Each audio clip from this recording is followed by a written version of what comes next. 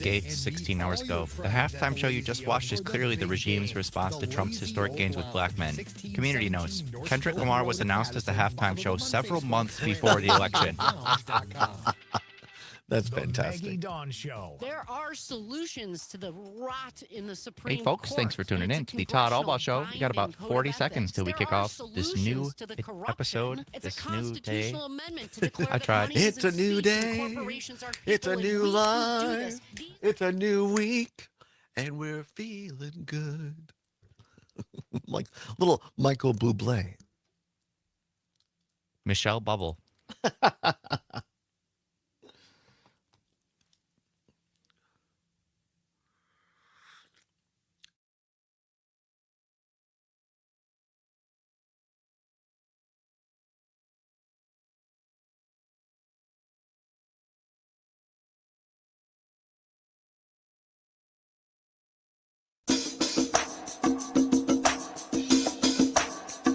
Live from the Civic Media World Headquarters in Madison, Wisconsin, it's the Todd Allbaugh Show. And now, pursuing truth wherever it may lead, here's your host, Todd Allbaugh. Across Wisconsin on the Civic Media Radio Network and streaming worldwide on the Civic Media app. Good afternoon, everybody. I'm Todd Allbaugh, along with the fantastic Mr. Aaron Zommers on the board. It is 6 past the hour of 12 noon on this Monday, February 10th, 2025. It is a great day to be in Wisconsin. Welcome in, everybody. A beautiful sunny day here in the world headquarters of Civic Media in downtown Madison. Mr. Zommers, welcome in to the morning after the Super Bowl. How was it? Did you watch it? Did you party hardy? How did you enjoy the Super Bowl? Yes and no. I mean, yes and no. I did not party hardy. All right. I did watch most of it somewhat passively because I just wasn't too invested in either team. I did get the outcome I was hoping for, which was for the Chiefs to lose. Really? All right. Very good. Not for the Eagles to win, for the Chiefs to lose. To the Chiefs to lose, sorry. But yeah, that's about it. Yeah, How about you? It was a quiet Super Bowl. I did not hang out with anyone but myself, and I was here was probably the best part of the night. I was in a text chat with the brothers Ewing, our good friends Brady and Brandon Ewing. Of course, Brady, a former Badger football player and NFL player. So it was a little, and I said, like in the second or third quarter, I said, why didn't we make this like a Manning podcast thing? We could have had them maybe next year. We'll see. That would be good. But it was fantastic getting a little details on the game from the brothers Ewing. And then my sister Heather and I were also in a text chat as well during the game, and that was a lot of fun. So the menu last night for me was a bottle of a High Camp wine, $20. Not nice. It was a Paso Roble. I enjoy a good Cabernet. And a homemade Chef Boyardee pizza. Nice. I fixed myself a pizza. Made a little ground beef, green olives, some cheese. So I had a little homemade pizza and a little wine and sat there and watched. It was not the most entertaining Super Bowl in terms of the game. Of course, Mike Clemens was down there. We were happy to have him on last week, a great sports reporter, as he's been reporting all morning. The Eagles beat the Chiefs by a score of 40-22.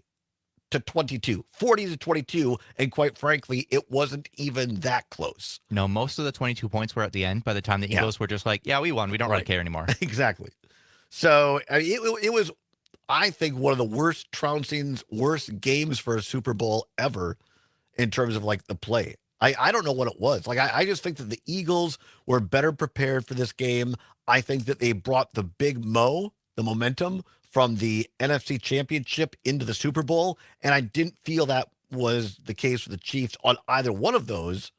And Brady Ewing, as we were texting, he goes, momentum is real. It is. He said that's really a real thing, and he said, I agree with you on that. It is, and yeah, the Chiefs started off on the wrong foot, and they just were locked out of the game mentally right away. Yeah. They couldn't do anything because they were like, man, we suck. And I was also having a conversation with the brothers doing it towards the end. I said, all right, guys, serious question. Who is the MVP?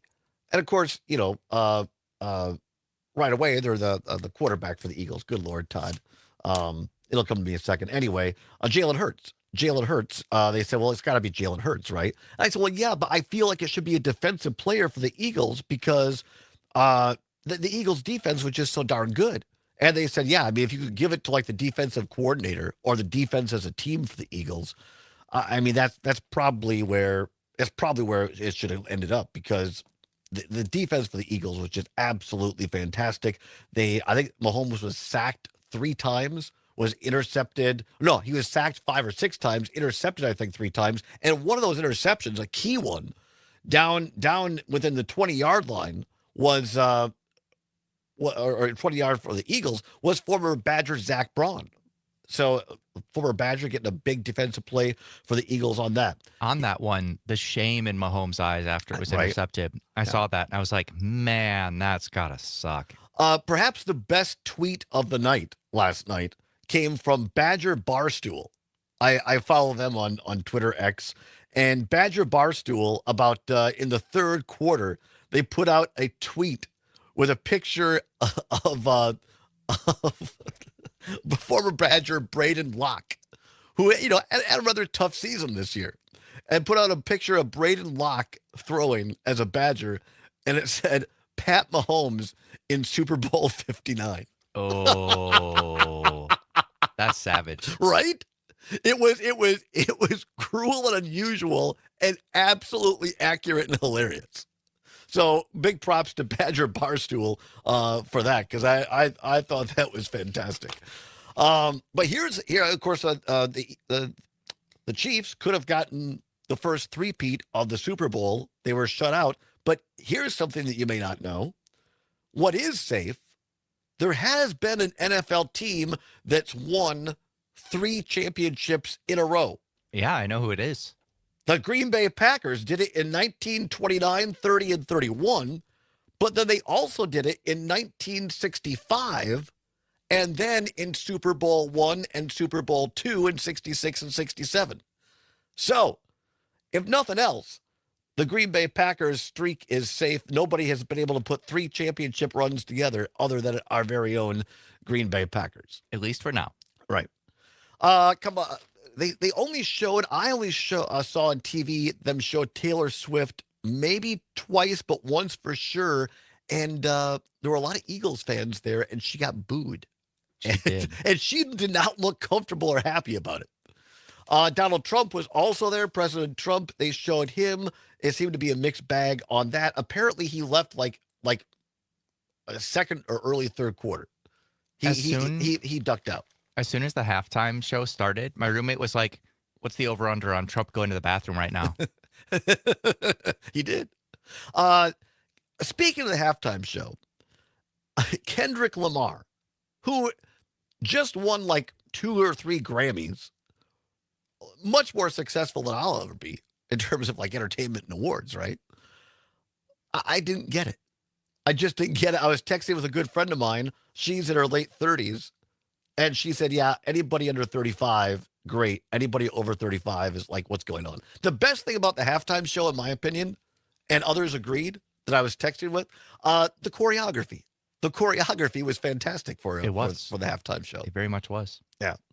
But I just, as they say, it ain't my jam. So I didn't recognize one song.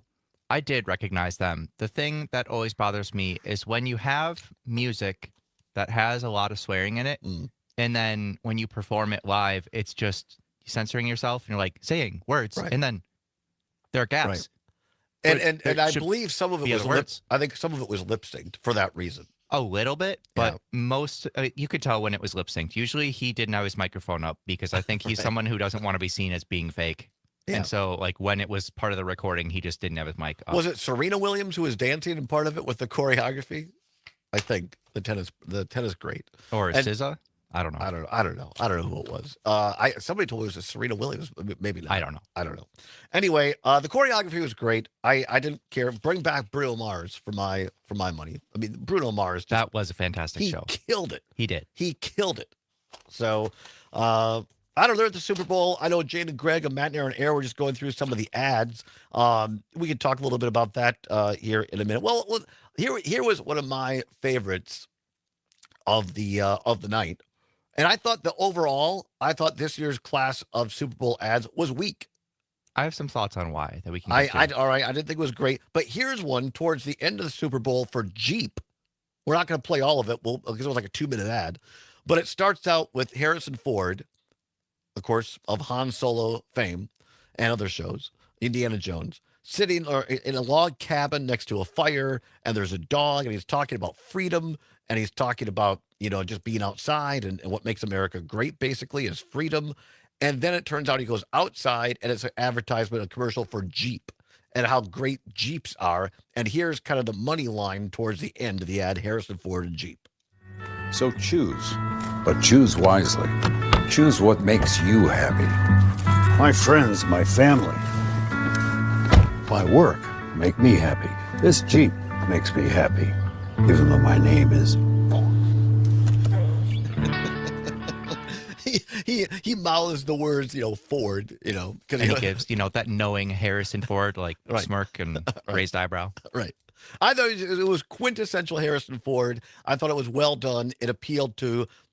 It talked about not everybody's going to take the same path. There's diversity, but our strength is in our diversity. I just thought it hit all the right tones. I also thought, and some people are going to disagree with me, this was early on in the game. I thought from just a marketing standpoint, in other words, getting your message to the consumer, there was an early ad with T-Mobile and Starlink, and saying that now T-Mobile has linked with Starlink, and that satellite phone service is going to be available to people on their current phones if you have T-Mobile as your service. I thought it was shot beautifully. I thought it looked great, and it was super effective messaging. You can say what you want about Starlink and Musk and all that. I'm not talking about that part of it. I'm just saying, as an ad, did you get your message out, and was it effective? I thought the T-Mobile ad was great. I agree. There were some other ones. Like there's one for, I think it's called Rocket or Rocket.com or something. Right? And they were like, the world is great. Freedom, buy a house or whatever. Also use Rocket. I'm like, well, what's Rocket? I have no clue. This ad told me nothing. Presumably it's either an investment firm or realtors. But I texted my sister. Know. I texted my sister. I said, I have no idea what Rocket.com is, but it got to me. Because it was kind of an emotional ad. I thought it was pretty good, but you're right. It was emotional, but it doesn't tell you at all. No, I have no idea what it is. I guess that's the point, is that people like us will talk about it then, and people will go, we just Google talked about it on the radio. Right. People will Google it up or whatever. That's what a lot of these ads are, is to get post and pre, coverage on them. I specifically did not Google it and remain ignorant of what it is, because I'm like, you can't do this to me. You're not going to get me with this. I thought the Lay's potato chip ad with the little girl growing a potato plant, I thought that was really pretty good. That kind of gave me some feelings as well, because it was just shot really well, and it told a story. I like Super Bowl ads that are either really funny or tell a story. I will say the 1 second High Life ad is one of the best. Which one?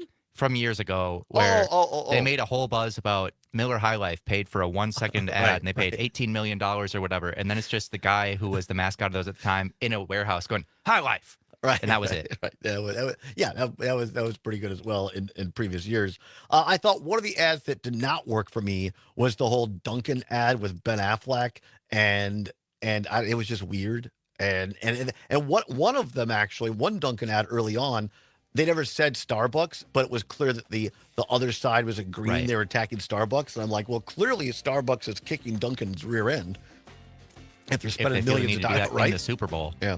All right, we'll come back and talk a little politics. The Trumpster was at the Super Bowl. He spent a lot of time on Air Force One signing some stuff. We'll talk about it, tell you what it was after this. This is the Todd Allbaugh Show on the Civic Media Radio Network.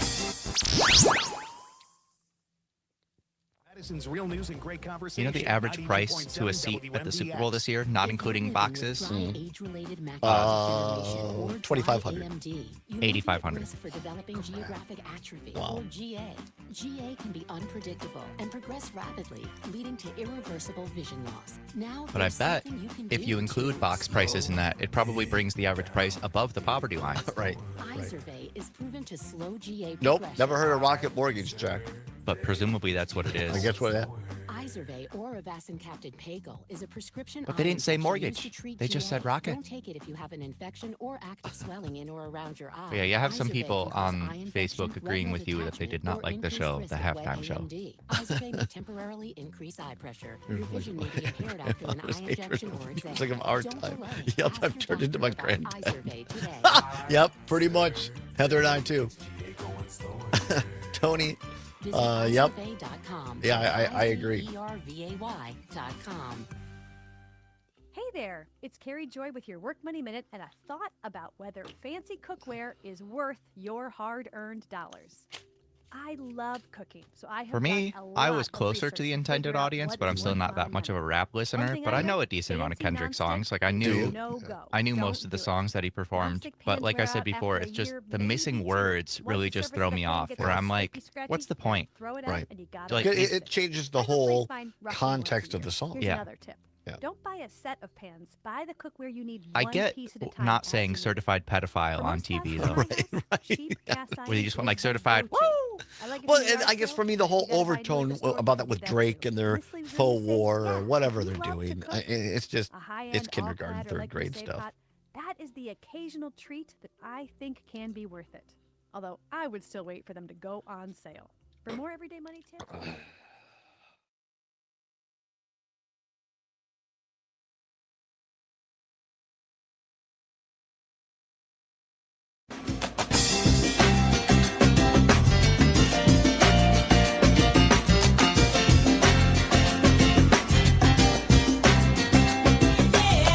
Pursuing truth wherever it may lead and having fun doing it. Welcome back to the Todd Allbaugh Show on the Civic Media Radio Network, 21 past the hour of 12 noon on Monday, February 10th, 2025. Zommers on the board. If you want to join us, you're always welcome. 855-752-4842.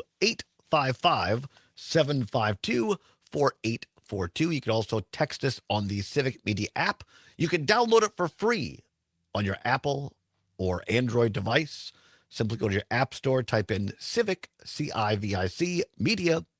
It's free, takes less than a minute to download, open it up. The first 11 stations are where you'll find us. Gail King at CBS calls that a deal. Talking about the Super Bowl a little bit, going to get to some of the more substantive news of the day in just a minute. But talking about Super Bowl, the game itself, the halftime show, the ads. Tony, watching on Facebook, says the halftime show is awful, just my opinion. Well, I agree with you. Oh, it was Serena, apparently. Serena Williams throwing shade at Drake. See, that's a whole other. So it was Kendrick Lamar, who was the main act for the halftime show, and God love him. But he's in this faux war over accusations of, which isn't funny at all, accusations of very serious sex crimes between the two of them. You don't know what's real, what's fake. I just don't think that's something you should be ginning things up for clicks on social media. So it's just a lot of hooey, in my opinion. Robert, watching on Facebook, says the halftime show made me reflect to my grandfather and his hatred of the music of our time. Yep, I've turned into my granddad. Well, there's probably some of that too.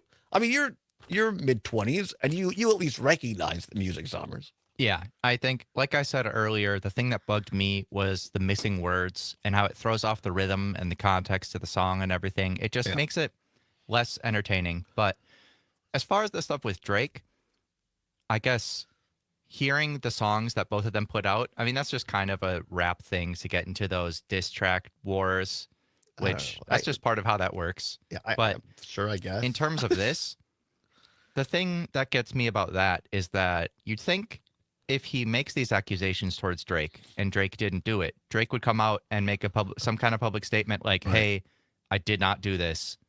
Anyway, here's my next song or whatever. Yeah. But nothing They like go that back ever and happened. forth. They go back and forth. And Drake, for those of you who don't know, is another rap artist that's very popular, as they say, with the kids.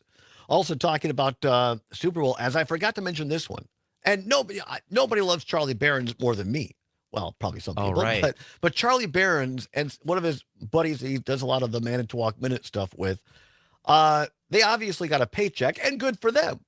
Good for them. They were in this ad for Nicolay. personal injury attorneys. And the thing that gets me about this is, and we've talked about this before on this show. That was one of our What's Worse one day about personal injury ads. The Gruber law firm, at least they're real Wisconsinites that have put out millions of dollars for great charitable causes in Wisconsin. And they buy a lot of advertising that keeps, Wisconsin sports teams on the air. And now you got this Nicolay guy who my understanding is he's not from Wisconsin at all. And he's come into Wisconsin to try to take over some of this business from Gruber and other personal injury people. And so he pays, obviously, Charlie Barron's a lot of money to come on this Super Bowl ad with him to give him some bona fides, some Wisconsin bona fides. I just, and I guess the biggest thing was it was not even shot well, and it wasn't funny. It was just like a weird, it felt very forced to me. I'll say that. So. Yeah, I gotta agree there. Also, according to Nicolay Law Office's website, Russell Nicolay, in 2007, he hung his own shingle in a small one-room office in Hudson, Wisconsin. Well, good for him. Good for you. I never heard of the guy. Here's something. We're gonna get. I promise you, we got these cuts. Trump was on Air Force One. He went to the game, and he's talking about J6 insurrectionists and the Gulf of America. We're gonna get to that in a minute. But I'm gonna share with you. And my friends say, you overshare. I'm going to share with you something because I find it funny. And my mom, who does listen to the show quite regularly, if I were sitting with her right now in the kitchen, I could tell her this story. And she said, well, I could have told you that. Yep. So, and not too much. Believe me, I'm going to keep my shirt down. By the way, I'm wearing one of our lovely Civic Media t-shirts. You can find this shirt at civicmedia.us/shop or merch or something. Civic Media, a great t-shirt.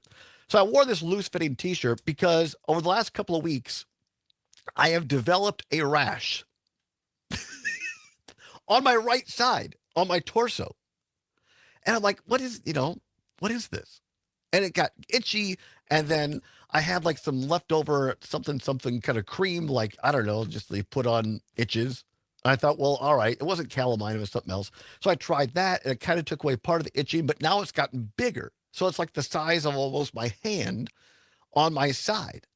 And I'm like, I suppose I better go to the doctor for this. So I go to the doctor this morning, and he looks me over, and he's at, have you got new clothes? Have you changed detergent? A laundry list of questions. And then he examines it, and he's like, I don't know what this is. And then he starts asking other questions. Oh, well, what have you been doing? What side of the bed do you sleep on? And I said, well, the one thing that I've been doing a lot more of is I'm on my phone constantly for work because of the volume of news. And I'm embarrassed to tell you this, but my iPhone tells me that last week, my average daily screen time was 8 hours. Oh my gosh, that's not good. 8 hours a day. Yeah, that's not good. Because I don't want to miss anything. I feel like I always have to be on it so I can share with all of you. Well, when I sit in my recliner at home or even at my desk in my chair, I have my phone in my right hand, and I usually scroll with my left thumb like this. For those of you watching on the stream. And so my right arm is down at my side. And my doctor tells me he believes the rash on my torso was caused by the amount of time my elbow and arm has been rubbing against my side while I've been on my phone. That is where I'm at in my life. Yeah, that's not good. So I can report to you the good news is I saw my friend Kristen Sopper, who I used to work with at LL Bean, and we went out for a long walk on Sunday morning outside. There you go. So don't be like Todd. And by the way, everything's fine. It's not contagious. I wish I could tell you that I had an STI from some action, but no, it wasn't that fun. It was just from being on my phone looking at the news. We'll come back and talk about it with news, no rash, after this on Civic Media's Radio Network. This is Madison's real news and great conversation. 92.7 WMDX. Andrew in Maine says, Todd Allbaugh, another victim of the Trump administration. Civic Media's mission with stations across Wisconsin. Find your favorites at civicmedia.us. I owe Russell an apology. Russell who? In my opinion, Todd owes new Russell an apology. for your farm. Oh, just a good Russell I'm Stephanie Nicolay. Hoff for the Midwest Farm oh, Report. Along with you on a Monday, Tegan Duffy is a soil health specialist with Farmers for Soil Health. My daily The average screen program time is a little provides under 3 incentives hours, which for is still growers plenty to use on my cover phone. crops, and they've got cover crop coaches available to help you manage those covers. Here in Wisconsin, we have 3 coaches funded by a Well, grant Todd, through it was General an ad. Mills, It wasn't and they are a all, news story per very se. experienced with cover crops. One of them is an agronomist, and the other 2 actually have farms themselves. So enrollees in the program get access to them for free. They can kind of call them up whenever, ask them questions. We try to make sure that we're getting the coaches out on farm to, see what's going on there. So yeah, that's a resource we have, and so far I think it's the coolest part of our program, kind of having a peer-to-peer mentor. Soil health specialist Tegan Duffy along with us. You can find a cover crop coach by searching Farmers for Soil Health online. Stick around for a look at your midday commodity prices up next. Come on along. We're headed to the Canadian Rockies. I'm Pam Yankee, inviting you to join me July 26th through August 4th. We'll begin at Calgary's Living History Museum. Then it's off to Banff for a guided tour. Next, we board a Via Rail train for phenomenal views of the Canadian Rockies. Off to Vancouver for award-winning wines at Lulu Island Winery. Then we ferry to Vancouver Island to visit a bison ranch and a dairy farm. Go to holidayvacations.com, enter keyword Pam to get a brochure or watch a travel show. Loss of appetite, drop in milk production, and dehydration are all key indicators of HPAI, or bird flu. This disease is a threat to cattle health and farmers' bottom line. Help protect your herd and reduce the spread by keeping animals hydrated and eating with BioVet. Bovine Gold Light provides key electrolytes for livestock, and our direct-fed microbial products support digestive health and appetite. Learn more at bio-vet.com. Innovation, that's BioVet. Grain markets are mixed. Midday on a Monday, corn is the only one trading up. Cash corn up 3 1/4 cents at $4.90. LA Tom says, Todd, sacrificing your body for all of us. Bravo. You are an American hero. No, not at all. Cash Just a beans are goofball is trading what down I a penny at 10.48 November new crop beans also down a penny at 10.56 Cash wheat is down a nickel and 3/4 at 5.77 a bushel. July new crop wheat down 4.5 cents at 6.01 3/4. Class 3 milk contracts are trading up. The March contract is up 9 cents at 19.53 a hundredweight, and the April Class 3 milk contract is up 6 cents, trading at 19.28 a hundredweight. Don't forget to follow along with us around the clock at MidwestFarmReport.com. While you're there, sign up for our morning e-newsletter. I'm Stephanie Hoff. Your news, conversations, and a whole lot of fun. It's all on your local Civic Media radio station or the Civic Media app. Mostly sunny today. We'll get to the mid to upper 20s for a high this afternoon with wind out of the northwest at 5 to 15. Tonight, cloudy with some light snow showers. Not much accumulation, but there could be a dusting. Our low 8 above tomorrow, partly cloudy with a high of 18. I'm meteorologist Sean Cable. Temperature now 24.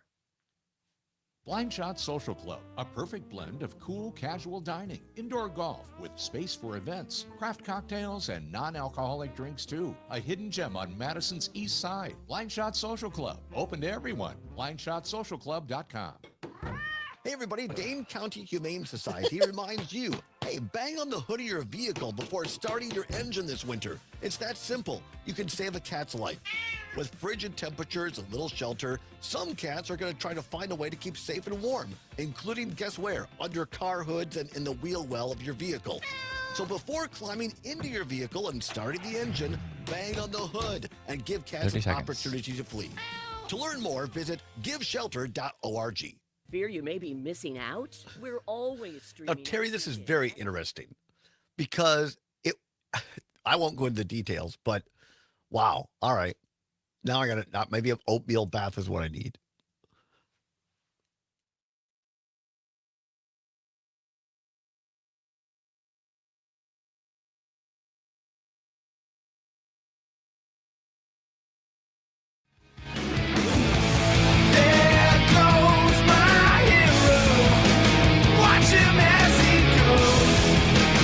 Welcome back to the Todd Allbaugh Show on the Civic Media Radio Network. 34 past the hour at 12 noon on Monday, February 10th, 2025. Zombers getting punchy playing this hero. L.A. Tom watching on YouTube.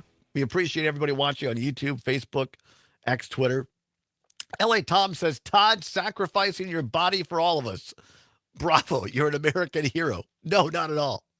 In case you weren't with us last segment, probably oversharing, but I developed a little rash on my right torso, on my right side of my torso over the last couple of weeks, and went to the doctor this morning, and the doctor believes it's from my right arm rubbing against my torso because I'm on my phone so much looking at news for all of you. I am no hero. Another victim of the Trump administration. Yes, as somebody else said. I guess I shouldn't use my laptop more. Right. Yeah, that's a good idea. Especially if you put it on a table or a lap desk or something. Yeah. So one of our callers in Cross Plains, so my daughter had a weird rash in August. It started on one side of her torso, spread to her hands, thigh, one side of her neck and jaw. Doctor told her an oatmeal bath, no hot water, Zyrtec during the day, Benadryl at night. Another friend had the same thing. Weird. I think part of it's just like news stress, to be honest. For you, for sure. For this individual's daughter, I guess we don't know how old they are. I can tell you it has not spread really yet.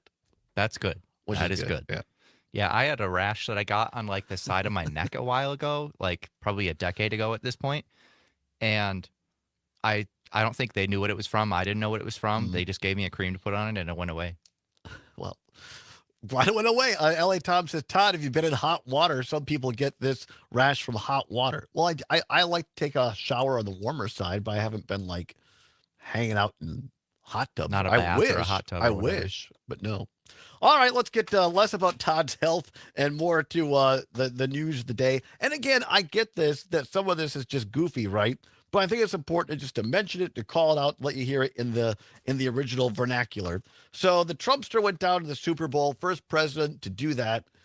The reason that previous presidents usually have not gone to the Super Bowl is because the Super Bowl is already a major security deal.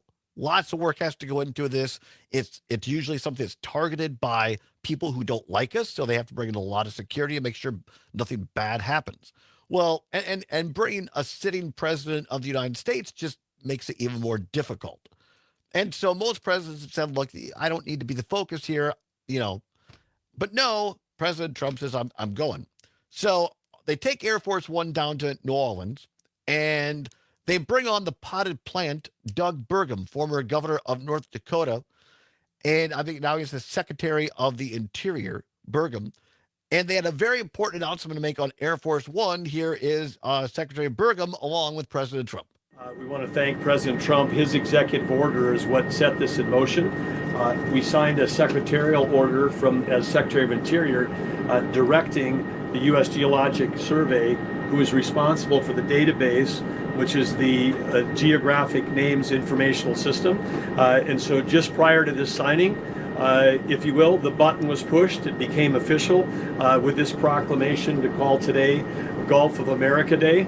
But now it's going out. As we're sitting here right now, our team is calling all the map providers. So Google Maps, Apple Maps, all the map people, that change will take effect this afternoon to Gulf of America. So again, fantastic. Thank you, President Trump. So there you go. Doug Burgum standing next to Trump with this executive order, officially, in their eyes, changing the Gulf of Mexico name to the Gulf of America, and claiming that it's on Twitter, Google and Apple Maps now. Zommers, you have it in your hand. What is it? I don't have an iPhone, but I just now opened up Google Maps, and it is the Gulf of Mexico. There you go. Just like it's named. That's what it is. Just like it is, as it turns out. Also, one of our callers, as an aside, or listener, Steve in Milwaukee, AUK, says, is it just me or was it wrong that he was saluting during the national anthem? No, you're correct. And you're right, Steve. You're absolutely right about this. The only people who are supposed to salute are military people in uniform. Now, I think all of us say, look, if you're a veteran and you want to salute, and many people have their hats that say Vietnam or Korean War veteran or Gulf War veteran, and they're at an event and they salute during that. Look, they've earned that right, in my opinion. But normally it's people who are currently in uniform. Every other president before Trump always puts their hand over their heart. But Trump is, Trump, and so he decides to salute, even though, important to note, that he got out of Vietnam by claiming his dad claimed he had bone spurs. It's the kind of guy that guy is. So anyway, so they made this announcement, and Zommers is saying it's still on Android phone, says Gulf of Mexico. It's possible my phone just hasn't updated yet, but I also am pretty sure that Google and Apple would face other legal action if they change. You would think. Yeah. You would think. But stranger things have happened. So this was great over the weekend. Illinois Governor J.B. Pritzker, Democrat, decided to make an important announcement of his own. Here now, via recorded tape, digitally. I just like saying recorded tape. Here is Democratic Governor Pritzker of Illinois making a very important pronouncement of his own. This is real. I'm here today to make an important announcement. The world's finest geographers, experts who study the Earth's natural environment, have concluded a decades-long council and determined that a Great Lake deserves to be named after a great state. So today, I'm issuing a proclamation declaring that hereinafter, Lake Michigan shall be known as Lake Illinois. The proclamation has been forwarded to Google to ensure the world's maps reflect this momentous change. In addition, the recent announcement that to protect the homeland, the United States will be purchasing Greenland, Illinois will now be annexing Green Bay to protect itself against enemies, foreign and domestic. I've also instructed my team to work diligently to prepare for an important announcement next week regarding the Mississippi River. God bless America, and bear down. Thank you. That's not AI or anything. That's really the governor of Illinois, J.D. Pritzker. Of course, it was a made-up, good-natured jab against Trump, but I thought that was really smart. I mean, naming Lake Michigan, Lake Illinois makes as much sense as renaming the Gulf of Mexico the Gulf of America. And the larger point, of course, is that we have an avian bird flu that has a possibility of threatening Wisconsin dairy herds. We have high prices going on that Trump's ran on that he was going to lower for consumer goods. We now have a situation where they're going after Medicaid and Medicare and Social Security. We have an unelected guy in Elon Musk, unvetted, unsecured guy, a private citizen, bringing in teenagers that now have access to all of our Social Security and payment systems. And Trump wants to spend time on this. By the way, an update from our friend Troy in Mount Horeb sent a screenshot from Apple Maps. It is still Gulf of Mexico and Apple Maps as well. Still Gulf of Mexico. All right. Very good. Still Gulf of Mexico. On a more serious front, Trump also had comments on Air Force One over the weekend, yesterday. Again, standing up for January 6th insurrectionists, like this guy from Pulaski, Wisconsin, who sprayed bear spray in the face of Capitol police officers. Here's what Donald Trump had to say yesterday about J6 insurrectionists. You said you didn't want to honor first responders today, but you pardoned hundreds of people who assaulted first responders. Why did you do that? Who? You were going to meet with first responders today, but you pardoned people who assaulted first responders. I pardoned people that were assaulted themselves. They were assaulted by our government. I pardoned J6 people who were assaulted by our government. That's who assaulted, and they were treated unfairly. There's never been a group of people in this country, outside of maybe one instance that I can think of, but I won't get into it, that were treated more horribly than the people of J6. So, no, I didn't assault. They didn't assault. They were assaulted. And what I did was a great thing for humanity. They were treated very, very unfairly. There's never been an incident like this. So, again, Donald Trump was asked, kind of hard to hear because he was on Air Force One. The reporter says, you're going to honor EMS, first responders, that sort of thing, and yet you pardoned insurrectionists who attacked first responders, law enforcement on January 6th. And Trump says, no. I pardoned people who were attacked themselves. Really? Again, I take you back to federal Department of Justice documents that are open record to Riley Casper, age 25, of Pulaski, Wisconsin, who pleaded guilty back in September to assaulting law enforcement officers with dangerous weapons. Riley Casper was sentenced to 37 months in federal prison, followed by a 2-year supervised release. Also ordered to pay $2,000 in restitutions because he was at the J6 rally insurrection, but his own words that he posted, Riley Casper, on his Facebook account that he said were his words and were real. He said that under oath. He stated, quote, I pepper sprayed 3 cops so bad they got undressed and went home. Fought cops all day, unquote. I really don't believe that most voters in Wisconsin, including myself, believe that if you pepper spray cops and brag about it, that you should be pardoned, let alone claim that you were the victim. And yet, Brad Schimmel, former Republican Attorney General and now conservative candidate for Supreme Court in Wisconsin, bragging on conservative talk radio that he thinks that guys like this Riley Casper of Pulaski got a raw deal.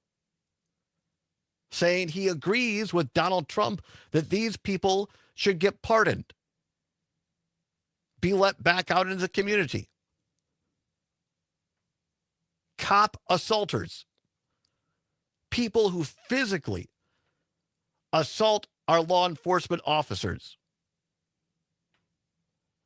I just don't think that dog hunts.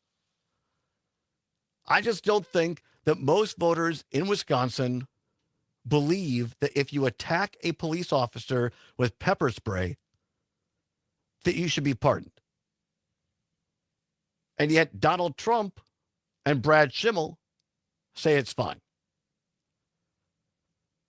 There's a primary election coming up this month, a week from tomorrow, on February 18th, for state school superintendent and also various other local elections.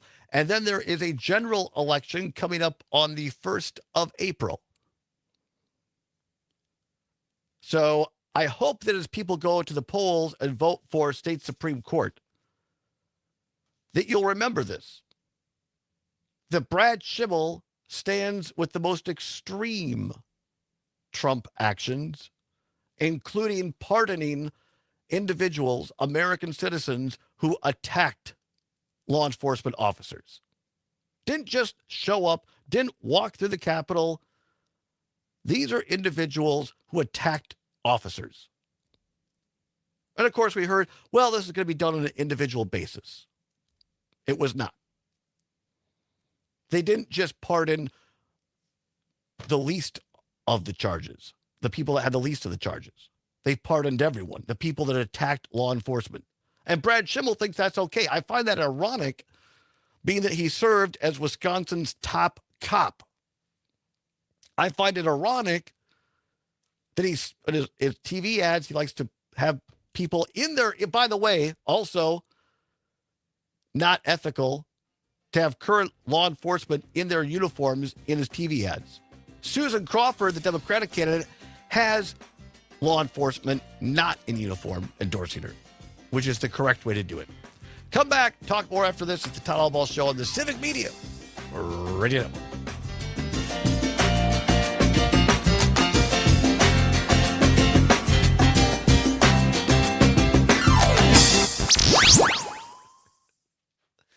This is a new texter who started I like texting this. about Trump derangement syndrome and stuff. I did text them back before all this stuff came through when they Just said, don't engage. No, it was before all that. When they just said, anyone who wants to salute can salute. You don't make salute rules. I texted back to that and I said, well, there are flag etiquette rules, Right. just like the flag should always be on its own right, like ways it should be folded, things like that. No one's going to get arrested for saluting when they shouldn't salute, nor should they be, but there are rules about it. Then they started texting like all that other stuff. My guess is that they're being prompted to do this. So just don't engage. I didn't know they were like that until after I texted that. Yeah. I thought I was. Shut up, dude. I just said that there are rules about flag presentations. I thought you were asking a question and I was being helpful. I'm not sure who our new caller, our listener is on WGBW, but I'm sure Brian Shimming is paying him well.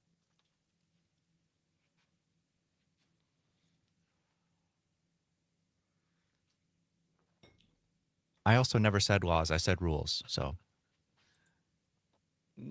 but I know you're only hearing what you want to hear because you're All so. right, let's, I was just going to read his text back to him. All right. I find it entertaining. Me too.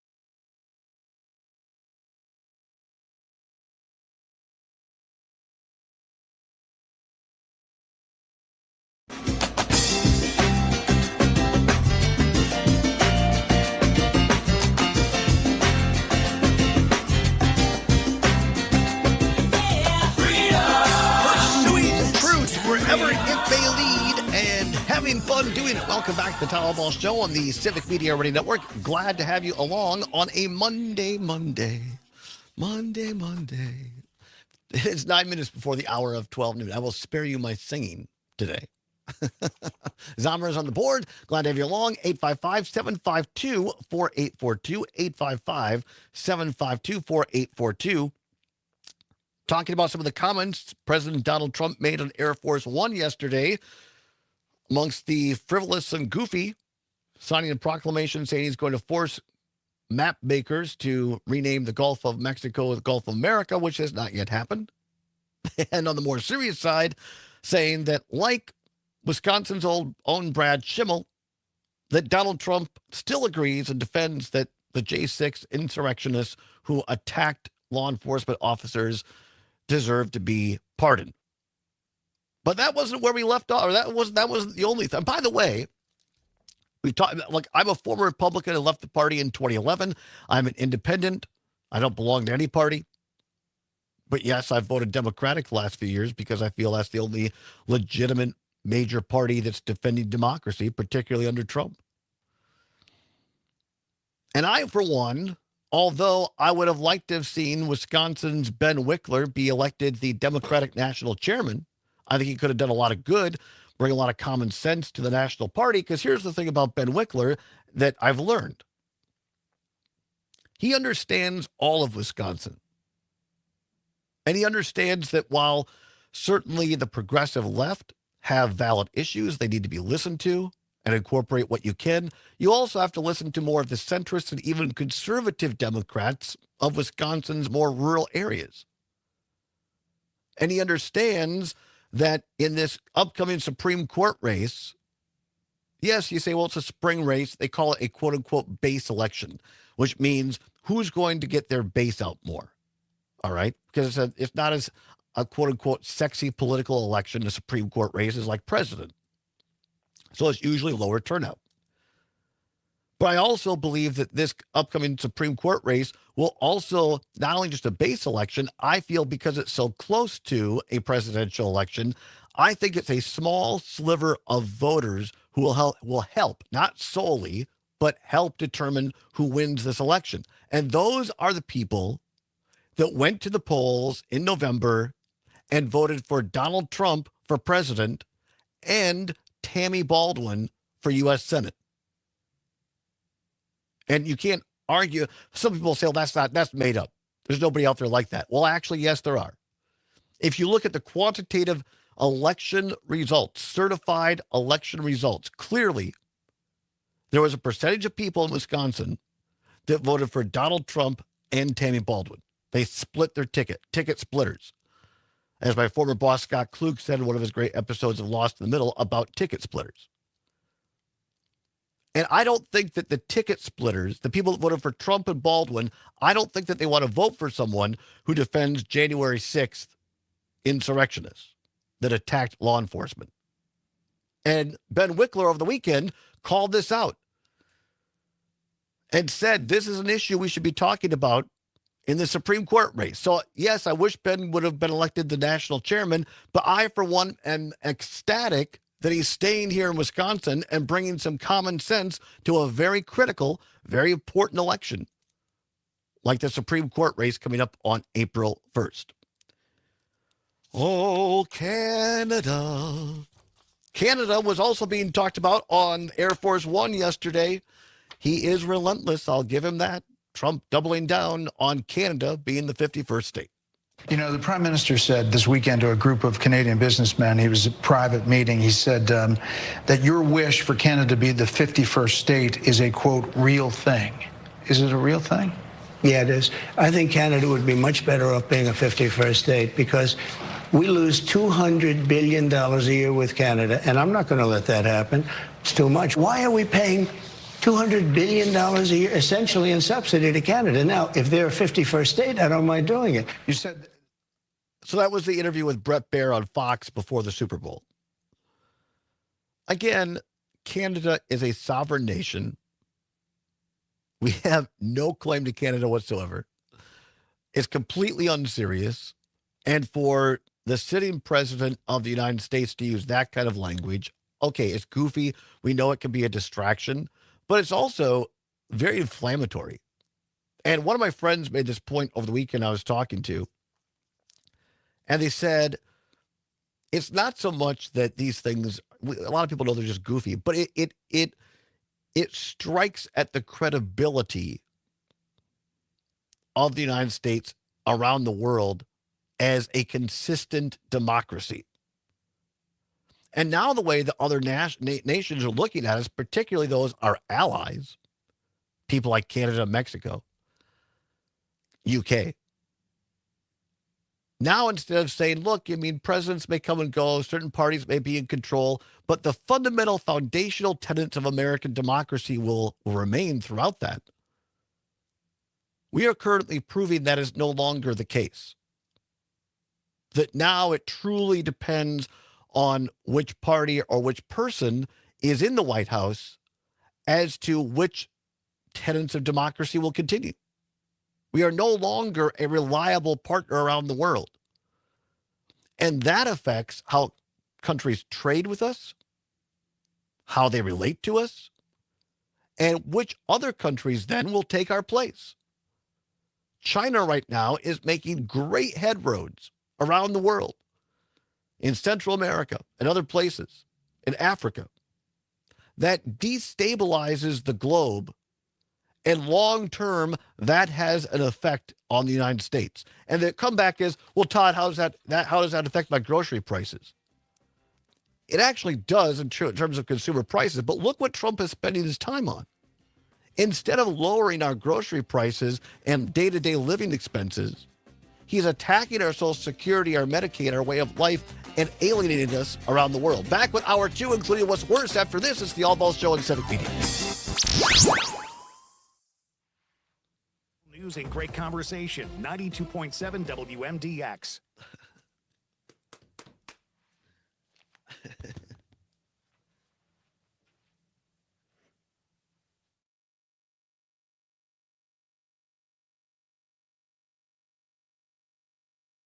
The John and Gordy Show. We're talking with Dr. Tim Slecker. You know, we've been on AI for a long time. What can you now do with data? You know, ask AI, say, based on what we know about Gordy, and based on what we know about the job market, what should Gordy do for the rest of his life? Send him to broadcast school. He's worthless. Weekday mornings 6 till 8 on 92.7 WMDX and the Civic Media app. You can always continue the conversation on social media. Share your thoughts when you find and follow Civic Media on Facebook, X, and Instagram. This is 92.7 WMDX Columbus, Madison's home for real news and great conversation. A Civic Media station. ABC News, I'm Michelle Franzen. As fragile ceasefire talks are underway for Phase 2 in Gaza, President Trump in an interview with Fox News' Brett Baer doubling down on plans for the U.S. to take over Gaza for redevelopment. In the meantime, I would own this. Think of it as a real estate development for the future. It would be a beautiful piece of land. Would the Palestinians have the right to return? Spent. No, they wouldn't, because they're going to have much better housing, much better. In other words, I'm talking about building a permanent place for them. Arab states have rejected the plan to displace Palestinians. Elon Musk's government efficiency office now targeting the Consumer Financial Protection Bureau, which fights fraud and abuse by corporations. Meantime, the Vatican's charity says the U.S. plans to gut USAID agency were reckless and could kill millions. In Guatemala, at least 51 are dead after a bus crash outside the capital. Officials say the bus ran off a bridge. This is ABC News. Enjoying this local program? Find the complete Civic Media lineup at civicmedia.us or the Civic Media app.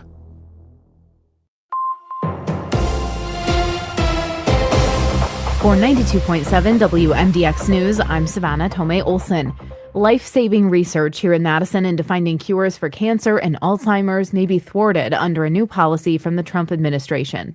The National Institutes of Health provide the most public research funding in the world, and UW-Madison is a big beneficiary.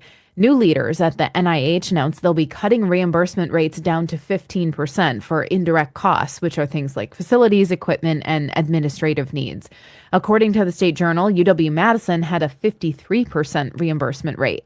Leaders at the university say this will, quote, significantly disrupt vital research activity and delay life-saving discoveries and cures related to cancer, Alzheimer's disease, diabetes, and much more, end quote. Now, UW-Madison isn't the only institution impacted here. These cuts will also hurt the efforts of UW-Milwaukee, Marquette, the Medical College of Wisconsin, and Marshfield Clinic Research Institute.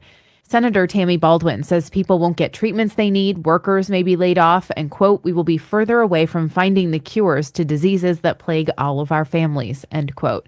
Meanwhile, Wisconsin is joining another lawsuit against the Trump administration. This one involves Elon Musk and the Department of Government Efficiency.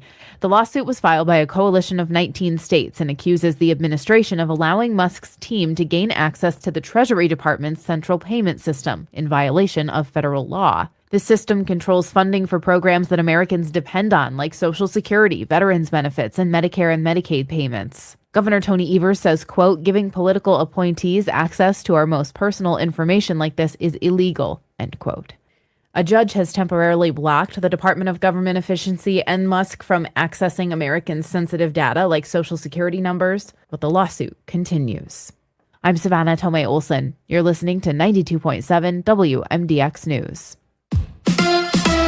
The Eagles win the Super Bowl. Hi, I'm Mike Clemens in New Orleans, where the Eagles beat the Chiefs 40-22. Linebacker Zach Bond from Brown Deer, Wisconsin, and former Badger intercepted a pass just before the half that set up another Eagles touchdown. When I'm relaxing with my family in Wisconsin, I'm just thinking about where I came from, what I did, and where I'm going. The Chiefs denied the chance to be the first team to win 3 Super Bowls in a row. Quarterback Patrick Mahomes. I can't turn the ball over early in the game when it's not going our way, and I'll have to learn from that and try to be better the next opportunity that I hopefully get. NBA, the Bucks with a win at home, 135-127 over the 76ers. Damian Lillard with a season-high 43 points. I think I hit my first 2 threes, so, obviously that's a good sign. You hit those couple threes, it feel good. You see the ball go in early. The ball was moving.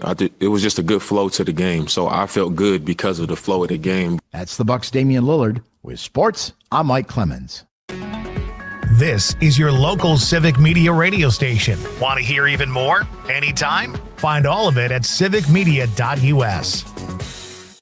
Mostly sunny today. We'll get to the mid to upper 20s for a high this afternoon with wind out of the northwest at 5 to 15. Tonight, cloudy with some light snow showers. Not much accumulation, but there could be a dusting. Our low 8 above tomorrow, partly cloudy with a high of 18. I'm meteorologist Sean Cable. Right now, it's 27. Jimmy K from Max Inc. Won't you be mine this Valentine's Day? It's the Happy Hour of Love, Friday, February 14th at the Gamma Ray Bar in Madison, featuring the flavor that kills. With special guest Mothballs. The show starts at 5, so bring your date and let's rock. The Happy Hour of Love with the flavor that kills. Presented by 92.7 WMDX and Max Inc. on Civic Media. We are local music. The Maggie Dawn Show. Open that conversation with this person that you disagree with so much by trying to find the shared value, the thing that you both actually agree about. Challenge yourself to keep bringing it back to the value that we agree on and maybe even the outcome that we wish to see. Go have the tough conversation, because you know what gets better with practice? What? Those tough conversations. The Maggie Dawn Show. Weekdays from 2 till 4. What were on you your thinking? local Civic. I'm curious. It gave me a rash. I'm not sure what that even means. 20 seconds.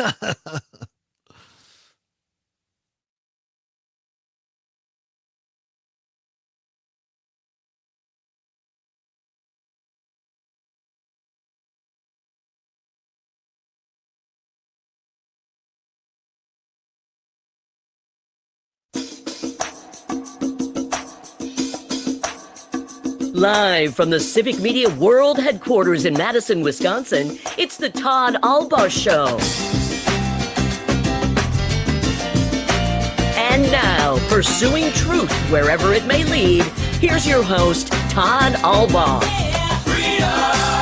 Across Wisconsin on the Civic Media Radio Network and streaming worldwide on the Civic Media app. Good afternoon, everybody. I'm Todd Allbaugh, along with the fantastic Mr. Aaron Zommers on the board. It is 6 past the hour of 1 o'clock.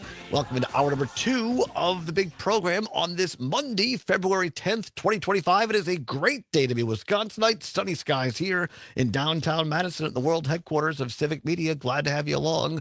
Day after the Super Bowl, the Chiefs got trounced by the Philadelphia Eagles. Wasn't even close. And talked the first hour about some of the game, and we talked about a little bit about the ad. I'm going to be talking here in a minute about one of our former Green Bay Packers, the Jets. The New York Jets have cut ties with the former Packer quarterback. Oh, have they? Aaron Rodgers, yes. And social media is reacting. So we'll get into that a little bit. Also talk some more Wisconsin news for you. All kinds of good things are coming up in hour number 2. Looking forward to it all, including your calls. 855-752-4842, 855-752-4842. But, well, first of all, let's go to our friend Gene up in Eau Claire, listening on WCFW, The Tap. Gene in Eau Claire, thanks for joining us. What do you want to say? Well, first of all, I want to thank you, both of you guys there, for the outstanding program we've been getting. Every day is wonderful, and we're really blessed to have you. I want to say We appreciate that. Thank you. You know, I feel like I'm in La La Land, you know, because I, like you, have been paying attention to all the news, and it's like, what in the world is going on in our country? Now, I blame Trump, but I also blame those Republicans who are standing around with their fingers, I don't know, in their ears and their eyes covered or whatever, you know what I mean, and bowing down. And it's like, where are you men? You know, because there were very good Republicans. I mean, it's shocking to me, because I've watched for years live, that these senators that have been there for years are just letting Trump do whatever he wants, and it's like breaking the law. And it's like, wait a second here. You know, is this... It's chaos. And it's like they're not even doing their jobs. All they're doing is running around supporting Trump, and whatever he says goes. And it's like, wait a second here. Didn't we know you differently years ago? And then attacking everything that's important that gives our country stability, because we can't survive on chaos. And, you know, if you bought a business, you would not fire everybody, a profitable business that was working well, serving their customers and stuff, and fire everybody or change all the way the things were done. Your business is going to be gone. I mean, all the things that are important to our country, they're taking a hammer to it. And people really, truly need to pay attention and don't watch Fox News. That's a BS station. I'm sorry. This is my opinion. Right. And it's like, please, you got to pay attention because this is for the kids. I mean, our kids are going through so much, right now. No wonder they can't buy homes. They say, oh, these kids are down in their parents' basement.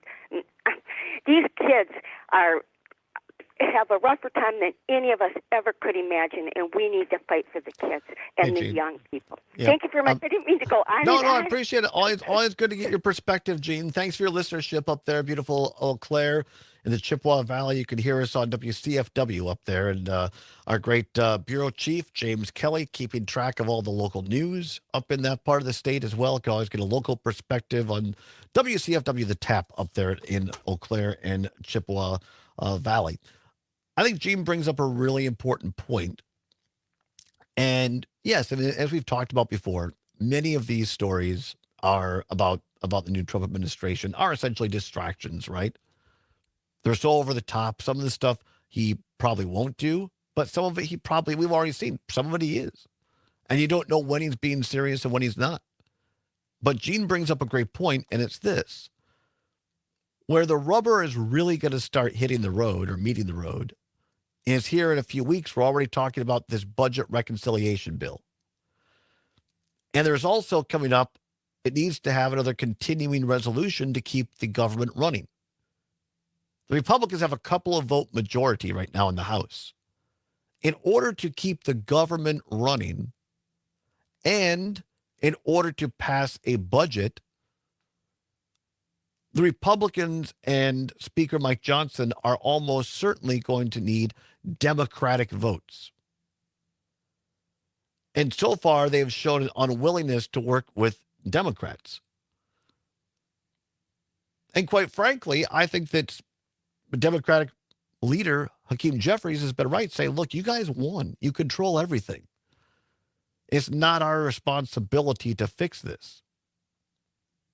If you want our help, if you want to be pragmatic, and I, for one, am a big believer in pragmatism, that doesn't mean one side capitulating to the other. Pragmatism means that both sides give something and you meet in the middle. So it's not pragmatic for Republicans and Johnson and Trump to say, well, it was a Democrat's fault. They wouldn't come over and help us. Well, if you don't give them any reason to help you, why should they? So Gene's right.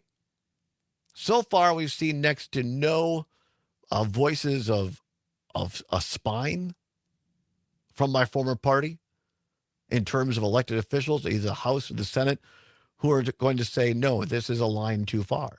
And so it'll be very interesting, very important to see if Republicans stand up on these important things, like Social Security, Medicaid, Medicare, funding for the Farm Bill, funding for the projects that matter to us as Wisconsinites. 855-752-4842, 855-752-4842. It's 13 past the hour of 1 o'clock. If you're in military time, it's 13:13. Time now to do what's worse. Here we go. This or that, this or that. Then, of course, the choice is yours. You can get with this or you can get with that. Time once again for what's worse. No prize money involved, nothing to give away, but it is your opportunity to have your voice heard across statewide radio, 11 stations in every media market. If you want your message out, no better way to do it than to advertise with us here over the air and online, civicmedia.us. All right. I think that, if you look at the game yesterday, people kind of look at the effort of Kansas City and say, they just kind of came out half-assed. They really weren't in it. But I guess at least they started. So this is timely because people are just confused by the Kansas City performance or lack thereof. A little half-assed. So here now, The question of the day, what's worse? Half-assed or not even started? Half-assed or not even started? 855-752-4842. 855-752-4842. Our great graphics people now have up on the stream give us visual examples of both of these. And this is fantastic. So if you're familiar with Madison at all and Camp Randall Stadium where the Wisconsin Badgers play football, for many years under the Alvarez, Bielema, Christ era, there was a statue out front. And it was intentional to look phallic. It was a large, long, upstanding, triangular type-ish structure that was made of stone, and they were individual footballs carved out in this thing. And it was entitled Nails Trails. And it was ugly as sin. It sure is, looking at this picture. And there was legitimate reporting, not just like Facebook stuff. This was legitimate sports reporting at the time that said that athletic director, football coach Barry Alvarez wanted the statue to intentionally look phallic, to be like a sign of masculinity or virility. I don't know. And believe me, it did. And so it nails. And so that's an example of something that was kind of half-assed. Like, all right, we should put a statue out in front of Camp Randall. Let's just put this thing up that looks phallic, but it really, what is it? It does also look unfinished, at least from Yes. this picture. Yes. I'm sure if you're closer to it and you see the individual footballs, looking at it from a distance, it just looks like a column that's not done. Right. Yeah. Well, I think that was, I don't know. There was artistic, creative. I don't know. So that's half-assed. Now, the other side is like a swimming pool that's empty, and that's not even started. So we can put this in terms of like projects, right? A project, a team, anything. What's worse? Something that's just done half-assed or something that's not even started? 855-752-4842. 855-752-4842. What's worse, half-assed or not even started? You have thoughts on that, Summers? I gotta say, I think half-assed is worse. Right. Just because we got a text that Todd and I read at the same time that we can't say on the air. It looked, one of our listeners in Madison said the aforementioned statue at Camp Randall, I'll clean it up for radio. It looks like a member on a dog. It's a funny text. Thank you. Yes. Go ahead, Diaz Summers. But I think half-assed is worse because if you haven't started or you don't have anything to turn in, you're at least saying, you know what, I'm going to give this my fair shot. I just don't have time for it. Half-assed shows you just don't care. I think that's right. Yeah, I think we're in agreement on this. Yeah. I would rather have something that's not even started than just half-assed, because like you say, it meant the person felt obligated to try something, but they really weren't committed to it, and it wasn't important enough to do well. Right. And that has been the story of my life throughout my academic career and otherwise, because I think to myself, well, I don't want to turn something in that's not done well. Right. And so oftentimes I would just not turn in anything at all, and I'd take the zero. Yeah. And my teachers would say, why didn't you at least try? And I'm like, because I didn't have time to do it well. I've done that a lot too. Yeah. In my academic career. What's worse, half-assed or not even started? 855-752-4842. 855-752-4842. A listener on WMDX says, a new caller, we thank you for a new listener as well, says definitely something that's half-assed. And as far as the statue in front of the football stadium, it just looked like a bunch of deer piled up. Now that's interesting. Did you mean like from afar, like at a locker maybe plant? like deer manure? Yeah, like deer scat or something piled up. I think that's more accurate. Deer scat. It looks like a big statue of deer scat. We'll come back. What's worse, half-assed or not even started? Speaking of half-assed, Aaron Rodgers is in the news as well. It's the Civic Media Radio Network and the Todd Allbaugh Show for a Monday. Stay with us.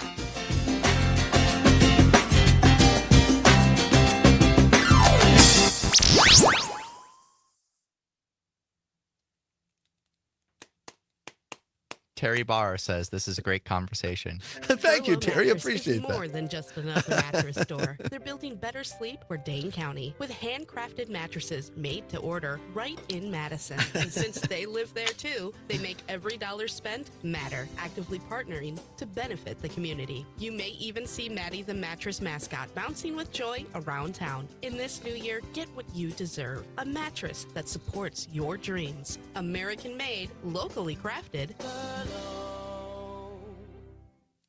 Looking to turn your valuables into cash this Valentine's Day? Gordy's Midwest Fine Jewelry and Coins is here for you since 1985. Yes, they did mean deer Look for the poop. big green Okay, awning on very the good. corner of 4701 Monona Drive.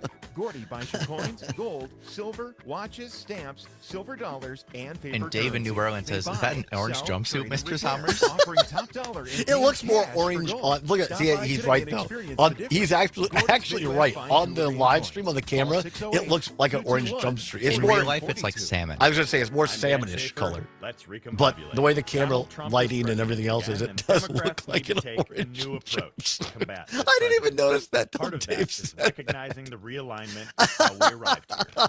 Yes, he's out on parole, ladies and gentlemen, with an ankle bracelet and Turn toe. out people who might not otherwise vote.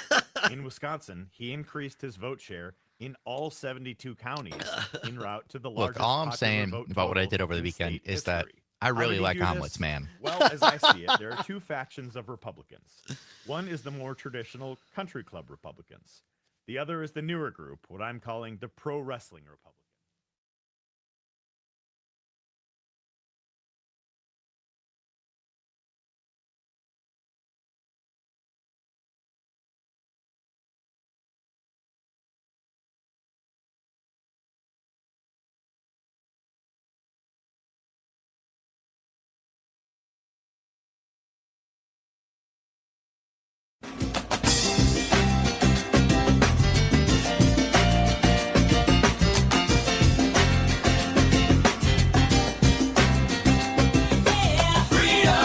Pursuing truth wherever it may lead and having fun doing it. Welcome back to the Todd Allbaugh Show on the Civic Media Radio Network. 21 past the hour of 1 o'clock on Monday, February 10th, 2025. Taking you through us back to school and back to work. Start of your work week. Glad to have you along here on a Monday post Super Bowl, right in the middle of What's Worse for today, our daily segment asking you the important, or at least fun questions of the day. Today's question, what's worse? Half-assed or not even started? Half-assed or not even started? 855-752-4842. 855-752-4842. Our very own wonderful and talented Terry Barr here at Civic, who does our announcing for us. She introduces me every day, and I'm so honored to have her do it. Terry tuning in on YouTube saying this is a great conversation. Well, thank you. We appreciate it. It's fun at least, right, Terry? Because the graphic we have up on our streaming here on camera is the statue. It was called Nails Tails. That was a large cement type statue that was phallic, intentionally looking, of footballs that stuck straight up.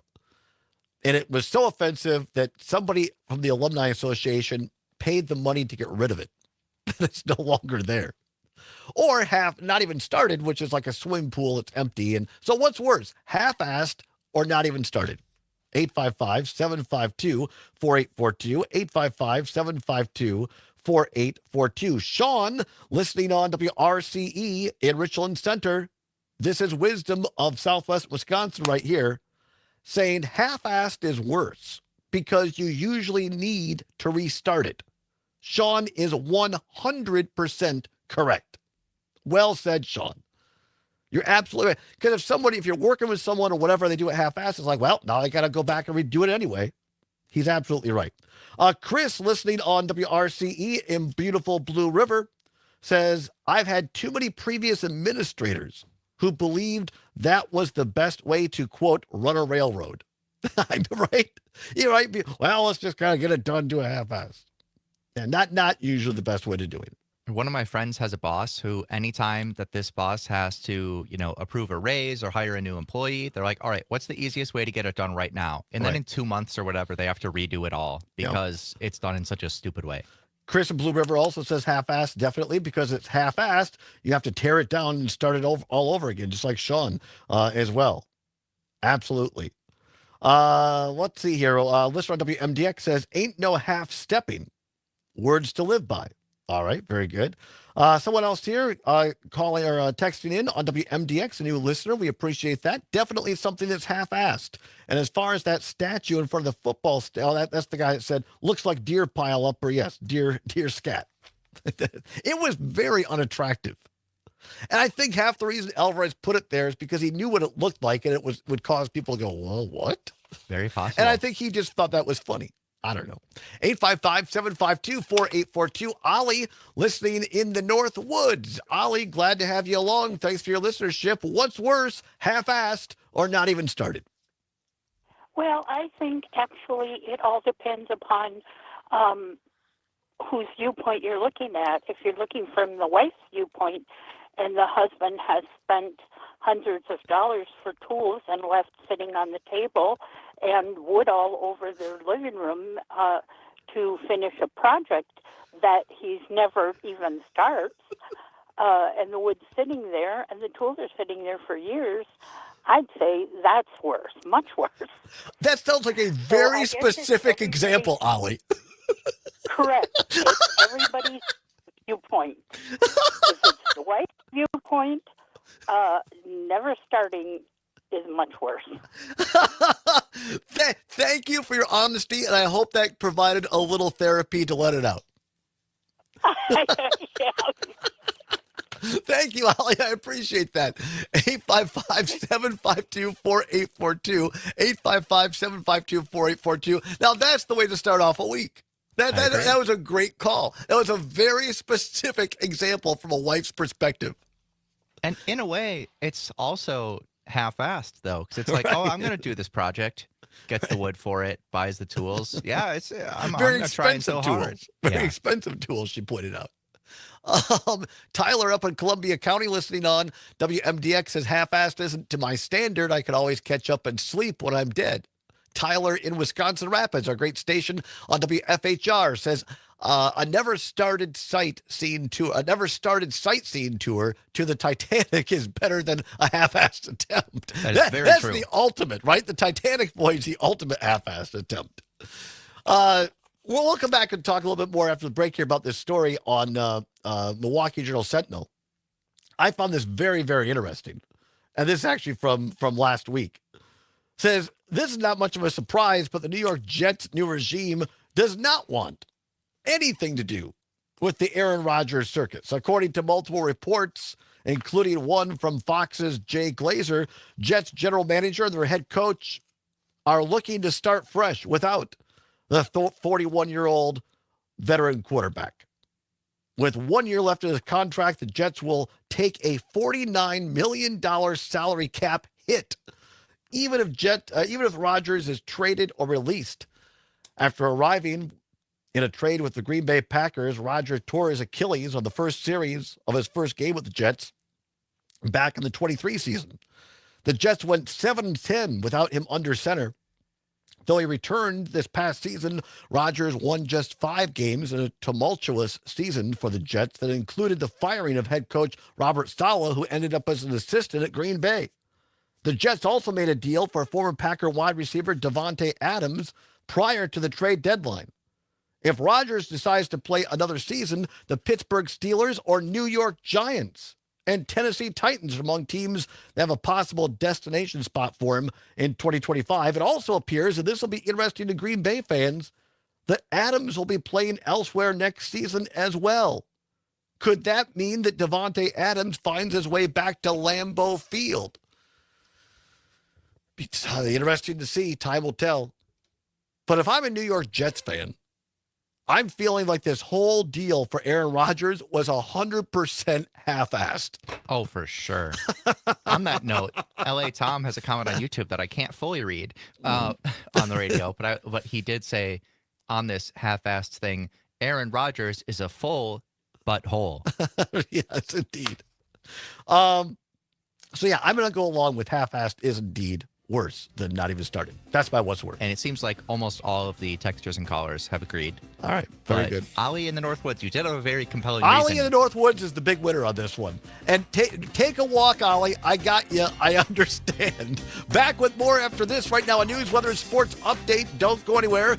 Did Aaron Zommers get arrested this weekend? We will tell you on the other side on the Civic Media Radio Network.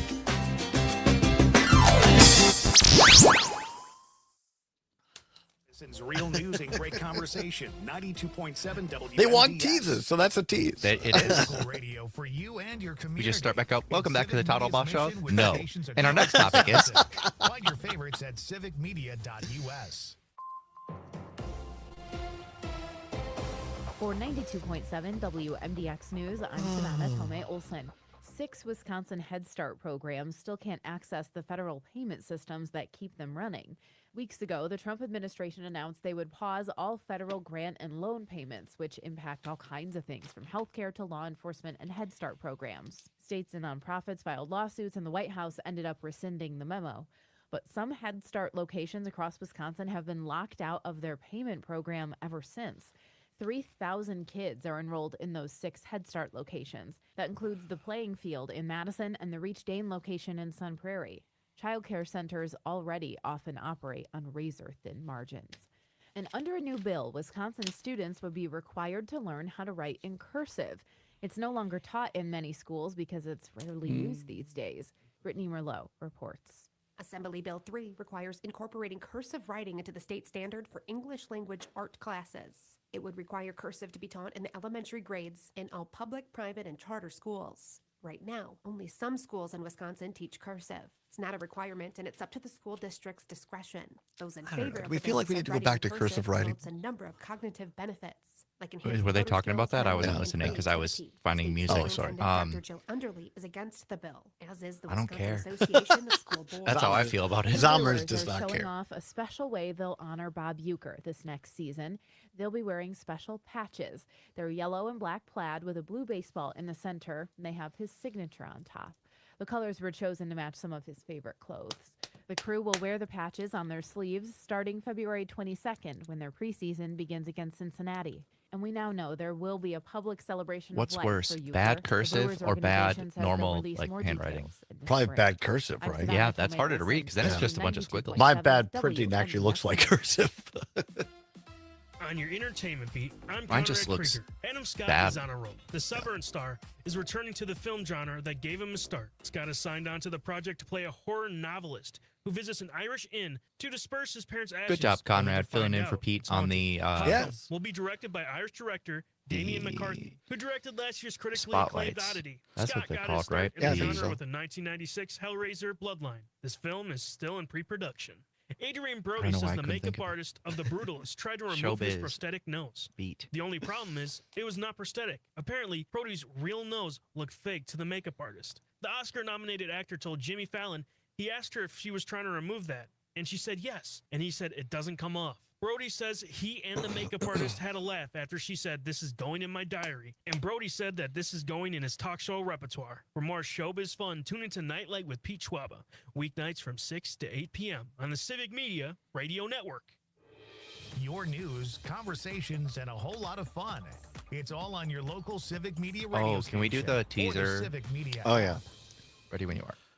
Hey, everybody, join us tomorrow. We'll be giving away $1 million to the 10th caller. Join us then. Print it. All right, here we go. 3, 2, and 1. Hey, everybody, join us next time. Luke Mathers is on a vacation, so it'll be Tuesday Tangents with you and Aaron Zommers. And Headlines of the Day. Be with us then. And what's worse? We'll see you then. That's kind of goofy, but I think Yeah, it's okay. we can use it. Why not?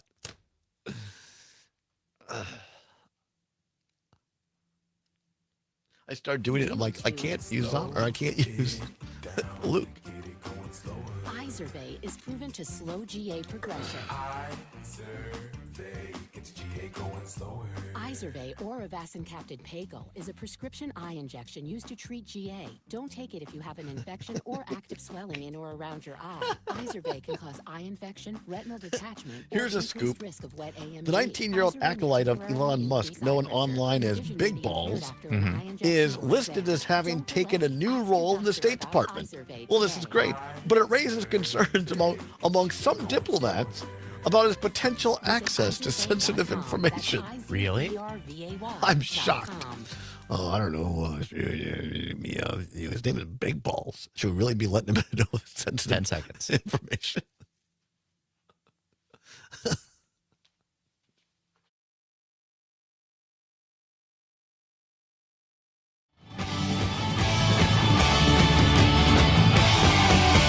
Breaking rocks in a hot sun. I fought the law and the law won. I fought the law and the law won. I needed money 'cause I had none. I fought the law and the law won. I fought Welcome the law. back to the Todd Allbaugh Show on the Civic Media Radio Network. It is 34 minutes past 1 o'clock on February 10th. Big question of the day. And we thank you for your concern. The folks watching this on YouTube, Facebook, Twitter. We've had a couple of comments now. And normally we're not big fashionistas here on the show. But Zommers always has something nice on. And today we've had a couple of comments of people saying, is everything okay, Zommers? Because, and I didn't realize this until I looked really at my camera on the screen there, it appears that Zommers is in an orange prison jumpsuit. That's right. He was let out on bail an hour before the show, his ankle bracelet in tow.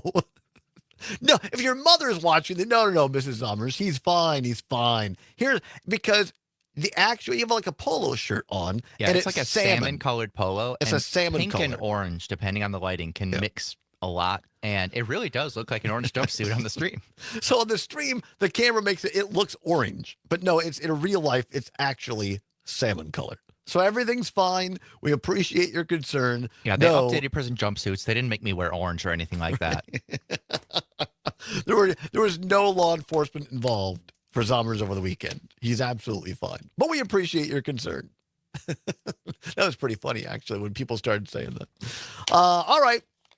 So it's 36 minutes past the hour of 1 o'clock. Been talking a lot of Super Bowl news over the weekend, as that's fine. Biggest game of the week. But actually, if you're a Wisconsin fan, a couple of other bigger games. First of all, the men's basketball team went down to Iowa. We told you about that on Friday. Went down to Iowa and beat up on the Hawkeyes. Again, came away with another impressive victory. They've swept Iowa this season. They're off now until Saturday, day after Valentine's, February 15th. Wisconsin will be at Purdue. You can hear the game on Civic Media starting at 11 a.m. for a broadcast start time, tip-off at noon. You can hear it in Amory, Wisconsin Rapids, Racine, Kenosha, and Richland Center, and also stream it for free on the Civic Media app. But the big news for Wisconsin sports fans over the weekend, and why this team doesn't get more airtime, why they don't get more accolades, I'll never know. But Mark Johnson and the Badger women's hockey team swept the evil and dreaded Minnesota Golden Gophers here at LeBron Arena in Madison over the weekend and won the WCHA championship trophy again, winning the conference championship outright by beating the Gophers on home ice. Senior weekend for the great seniors and Mark Johnson, who does nothing but keep winning championships. Mark Johnson has won, he and his teams have won 7 unprecedented national championships while here at Wisconsin as the head coach. And they added another conference championship to their trophy case this weekend. Congratulations to the women's Badger hockey team for getting it done. And I need to do better at talking about them. They appear occasionally across different civic media outlets. We try to read those and let you know when you can catch them. But the Wisconsin women's hockey team just keeps winning championships. So congratulations to them. Maybe they get overshadowed by the big Super Bowl event over the weekend, but wow. It's just and they're so humble and such great competitors, and perhaps the cleanest run program of any sport in the nation. They do it the right way. They bring people in. They grow them, young women, many of whom have had successful careers professionally. There is professional women's ice hockey as well. Many of whom have gone on to coach at other places. Of course, Mark Johnson's late great father, Bob Johnson, won national championships, including one that Mark Johnson was on at Wisconsin for the men's side. Mark Johnson went on to be on that Miracle on Ice team for the U.S. Olympians in Lake Placid, and then came back home to Wisconsin to coach his beloved Badgers. And a lot of people thought, well, maybe he should go be the coach because there have been a couple of opportunities for him to move over to the men's program. But he said, no, we built this thing. He was the first coach. 7 national championships, and again, another conference championship over the weekend. Robert McFarland on MDX says Civic Radio needs to advertise the sports games a bit more. That's on me, and I take responsibility for that. You're absolutely right, Robert. We need to, I need to mention that more often, and Zommers will help keep me honest on that. We'll try to do that, particularly the women's ice hockey team. All right. So, by the way, it's 20 minutes before the hour of 2 o'clock here on a Monday. Among the dozens of Donald Trump executive orders, one calls for a U.S. sovereign wealth fund. Well, what the heck is a sovereign wealth fund, you ask? Glad you did. It's like an investment account for the country, kind of like a brokerage account I might have at a company like Charles Schwab. If those who know me well, if I had any money to invest, which I don't, all right? But many people do, but I digress. It's not a partisan idea. Biden officials were working on a plan for a fund. It's not a new idea. Over 100 countries have sovereign funds. In the United States, 20 states have one. Norway's fund is worth $1.7 million. Alaska has the biggest state fund with $80 billion in assets. So, Todd, are there any reasons to not start a U.S. wealth fund? Glad you asked. Yes. How about 37 trillion reasons? That's the size of our national debt, $36 trillion. Both Republicans and Democrats have been great at borrowing cash, not so much at investing cash. Another reason is that a president, not Congress, would control a sovereign wealth fund. In other words, it would be a massive, and I mean massive, slush fund. So here's a multiple choice question. A U.S. sovereign wealth fund would most likely enrich A, the American taxpayers, B, the billionaires now running America, or C, the family and friends of an American president. Yeah, let's just move on to another subject. because it's clear it's not gonna help the American taxpayer. If you have, I mean, look where we're going in 3 weeks. We've got 19-year-olds in charge of our payment system now who are unelected, unvetted, and unsecured, right? I think it's just, you don't want to give the current president, or really any president, in my opinion, access over a $36 trillion slush fund. Yeah, it doesn't really seem like a good move to give any individual access to that. As they say, don't add up. Don't add up. Here's another thing that don't add up. Scoop, breaking news. We talked about this with Peter Rapine last week on Week in Review. Remember that 19-year-old kid one of the acolytes of Elon Musk, and this is true. I'm not. This is a quote. He's known online social media as quote unquote big balls. He's listed now as having taken a new role, drum roll please, in the United States State Department, raising concerns among diplomats about his potential access to sensitive information. I'm shocked. I mean, there are a lot of ways. There are a lot, we've talked about it on this program. There's lots of ways. I know Jane and Greg talked about it on Matt and Aaron Air. There's lots of ways to say, you know what? We could have greater government efficiency. There's always something you can find out where, hey, you know what? This program is being wasteful or it could be more efficient. Fine. But you don't do that by throwing the baby out with the bathwater. And you don't do that by having unelected, unvetted, unsecurity clearanced person, a private citizen, do that on their own, let alone putting. Look, I'm not. I don't think I'm an ageist. You correct me if I'm wrong. I have respect for people of all ages, but I mean, yes, and you can always make a case, say, well, this 19 or 20-year-old is just a genius, and they're the 1 in a million person that has this skill, and I'm not saying there's not people out there like that. But normally, what would happen is someone like that would go through a normal vetting process, right? And they would see their bona fides, as they say, their academic achievements, their professional achievements, and say, look, this is a rarity. We understand that, but here is outside proof that this individual has been extraordinary and is qualified for this job. Yeah, I think nobody should just be thrown into a position like this. You should be vetted, whether you're younger than normal, older than normal, or at the exact expected age. You need to prove that you're fit for a position with that much access to potentially dangerous data. Right. Yeah. 100% agree.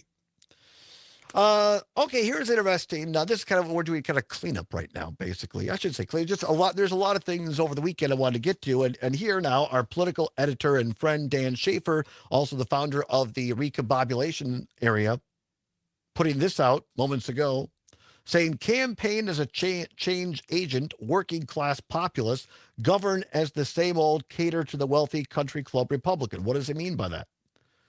Well, according to new reporting this afternoon, in a new statement from the White House, makes it clear they're going to reverse the Biden administration's reforms on overdraft fees and blocking medical debt from being listed on credit reports. Now, this has a real effect with people in Wisconsin. I've been in a position, I've talked about it openly on this program, having been a former small business owner. Oftentimes, as a small business owner, you roll the dice because you can't afford to have or couldn't afford to have health care on your own. I've gone years in my life without having formal health care. Then the Affordable Care Act came along, known as Obamacare, and it was like $180 or something like that a month. And yeah, it wasn't going to cover a lot of the things, but basically, if I fell down and broke my leg, or God forbid, got in a car accident or had a heart attack, it would take care of the catastrophic care. I wouldn't lose my entire life over health insurance, not having health insurance.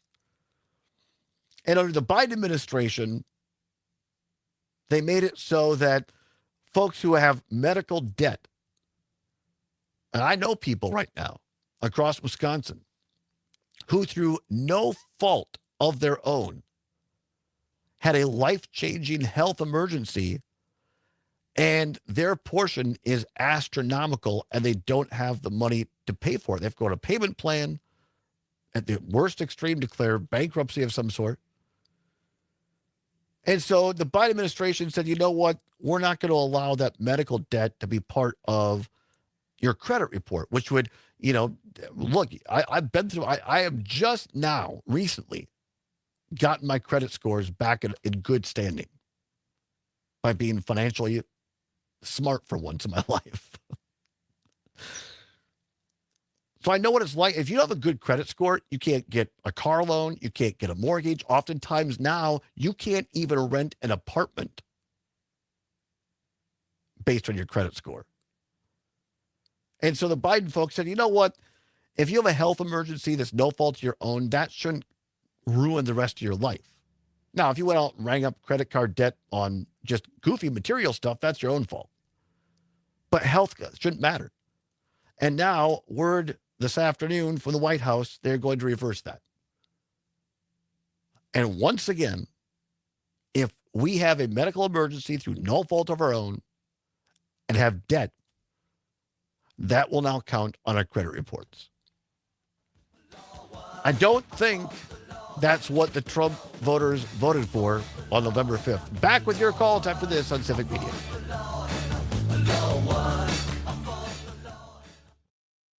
Real news and great conversation. 92.7 WMDX. The John and Gordy Show. We still think we have a ghost in the building here because the lights keep going on and Yeah, off. what is that all about? You know, that I thought I saw that ghost. Looks very much like a cleaning guy. That is our cleaning that's guy. our cleaning guy. He feels his responsibility to clean this office, even in the afterlife. That's his unfinished business. That's his unfinished business. Weekday mornings 6 till 8 on 92.7 WMDX and the Civic Media app. Carmelo Anthony for the Bail Project. Bad news, you've been arrested. Good news, you're innocent until proven guilty. If you can pay your bail, good news, you go home to wait your trial. If you can't, sorry, you go to jail to wait. But sure, you still presumed innocent. But since you can't afford bail, you've lost your freedom. That's not right. And that's why the Bail Project helps those who can't afford it while fighting to end cash bail. Because freedom should be free. Brought to you by the Ad Council. The Maggie Dawn Show. There are solutions to the rot in the Supreme Court, and it's a congressional binding code of ethics. There are solutions to the corruption. It's a constitutional amendment to declare that money isn't speech and corporations aren't people, and we can do this. These are things that Americans agree on no matter our party. We all know that presidents aren't kings. The Maggie Dawn Show. Weekdays from 2 till 4 on your local Civic Media radio station and on the Civic Media app. Out here in the middle of these acres, it can feel like you're the only person on Earth. 30 seconds. That's how it feels when Thank you're you. struggling with your mental health. But you don't have to feel alone. Find more information at loveyourmindtoday.org. Brought to you by the Huntsman Mental Health Institute.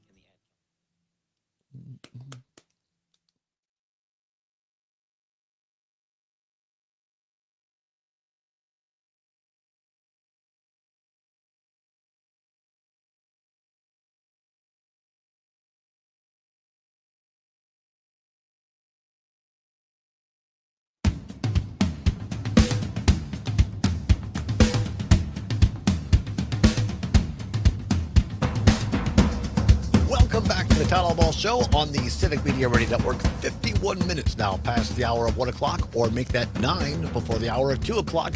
Coming up at the top of the hour, CBS or ABC News, depending upon which of our great stations across Wisconsin you are listening to. Little news, weather, and sports update. I should say local news in your community. Weather and sports update. Mike Clemens, still down there in New Orleans.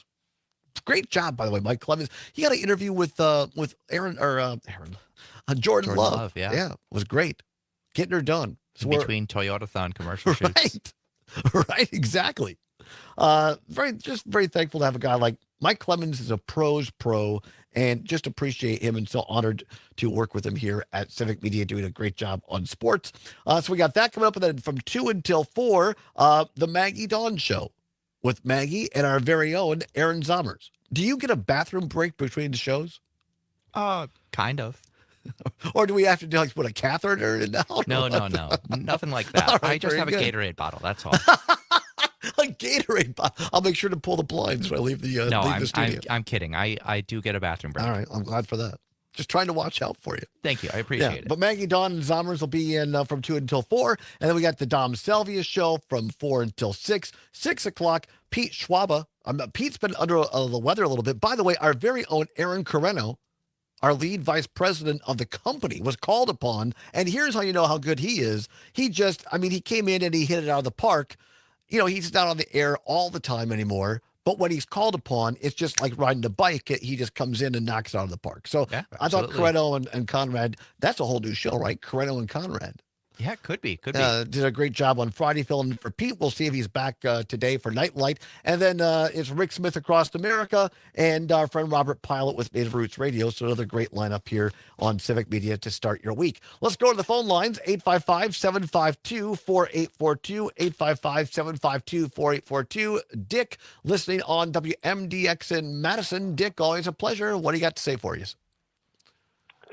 Real quick, thanks for shouting out the women's hockey team and the men's basketball team. Yeah. And Chucky, who? What was that guy's name? Chucky Hepburn. Now, he's having a good season down at Louisville, but I mean, I think he's doing fine. This guy's light years better. But no, this guy is up for the Oscar Robertson Award for crying out loud. John Tonje. He's stronger. He's fantastic. He's great. All right, that said. That's all you got?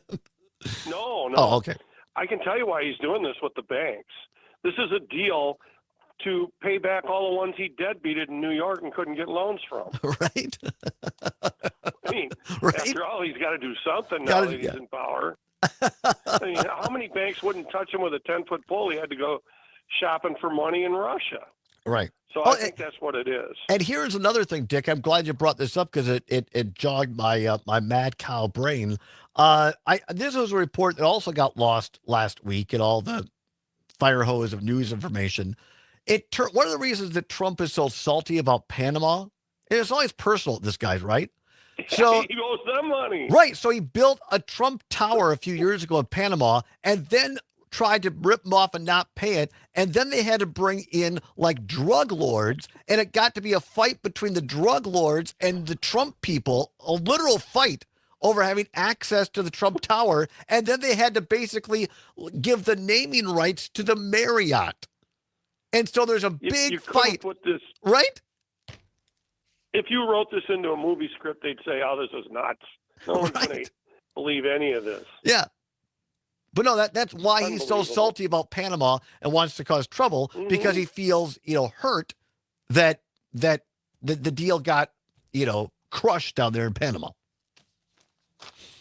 I'll add it to another line or bunch that he's deadbeated over his career. All right. Thanks, Dick. Appreciate your listenership as always. 855-752-4842, 855-752-4842. Speaking of making trouble, you got Tony watching on the YouTube, says, geez, you talk about people getting sick through no fault of their own, and now you're getting ready to replace Pete. No. Just another show. Not replacement. He knows this. He's just trying to cause trouble. I just meant that, I like alliteration. Anybody who knows me knows I love alliteration. And so you could have Corretto and Conrad as like a side podcast. No, Pete Schwaba does a wonderful job along with Conrad on Nightlight. I'm not looking to replace anybody. People probably looking at me. The noon to 2 slot. They just want you to rename it to the Nooner with Todd. That's right. We're just going to rename it to the Nooner with Todd. Zimmerman says it's fun to rile people up. See, that's why people say things to me. They want a reaction, and they know that 9 times out of 10 they're going to get it, and they just enjoy the reaction. Well, you also like to stir the pot a little bit, Todd. Me? No, occasionally, maybe. What else we got? Jude in East Troy. Giving us news about the Elkhorn Bar. Closed Tuesday and Wednesday. Breakfast 6:30 to 11. Good to know. What does that mean, Jude in East Troy? This is very fast. Is this a cryptic text, or is there meaning behind it? These are the types of things I enjoy about this show. Is you in live real time, you get information and you have to try to figure it out. Jude in East Troy, let us know. All right. Dave in New Berlin jokingly says, I wonder if Mike Clemens wound up in the cooler this weekend. No, Mike Clemens is a pro's pro.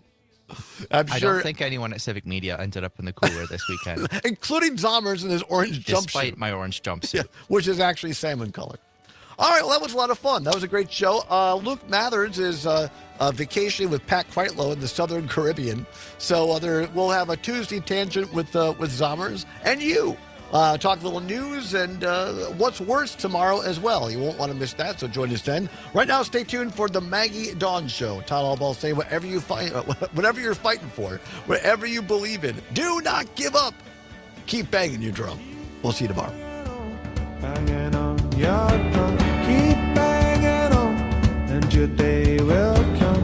Keep banging on your drum, and they will hear you.